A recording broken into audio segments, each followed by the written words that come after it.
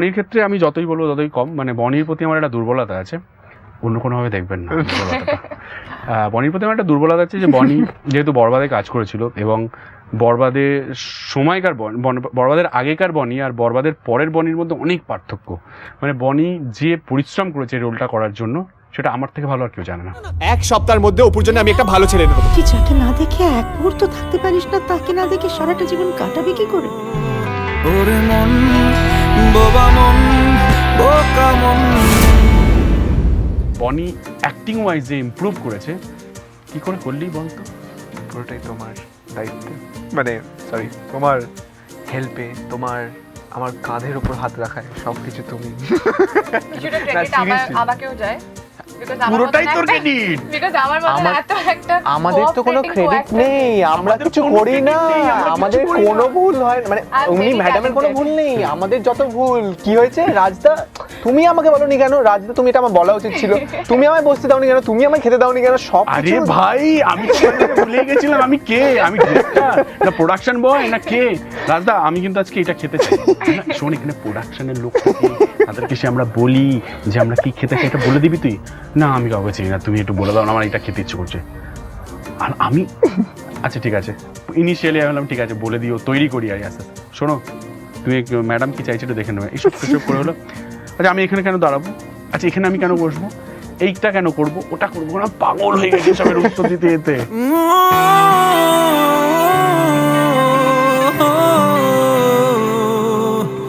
তারপরে ও সাইকেল চালাতে পারতো না, যেটা আমি ওকে বলেছিলাম যে শোন তোকে এই ক্যারেক্টারটার ডিমান্ড হচ্ছে সাইকেল চালাতে হবে আর বনিকে ট্রাক্টর চালাতে হবে। তো আমি জানি বনি গাড়ি চালাতে পারে, ও ট্রাক্টরটা চালিয়ে নেবে, কারণ আমাদের দেশের বাড়িতে পাঠিয়ে দেবো। ও আমাকে বললো শোনো না সাইকেলটা আমিও চালাতে পারতাম, তুমি দাওনি আমাকে।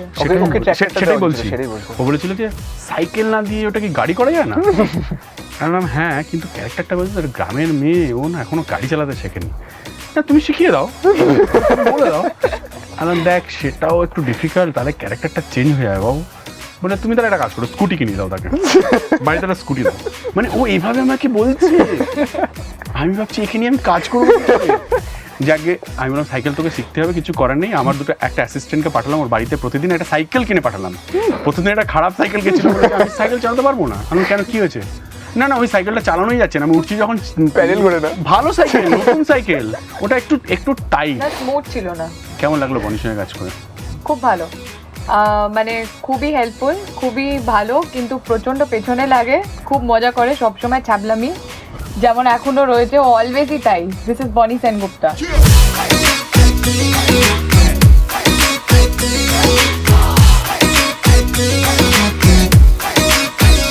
বনির সঙ্গে আমার একটা চিরকালের ঝামেলা আছে একটা বিষয় নিয়ে। বনির সঙ্গে আমার প্রতি মুহূর্তে একটা জিনিস নিয়ে ঝগড়া হয় এবং বনি সেটা আমাকে অ্যাভয়েড করে যায় এবং আমাকে লুকিয়ে যায় সেই যখন ওই অন্যায়টাও করে। এবং আমার একটা ফ্যাশনেশন আছে, বয় নেক্সট ডোর মানে হচ্ছে তার একটু দাড়ি থাকতে হবে, একটু চুলটা একটু এলোমেলো, একটু বড়, একটু রেস্টলেস ব্যাপার থাকতে হবে।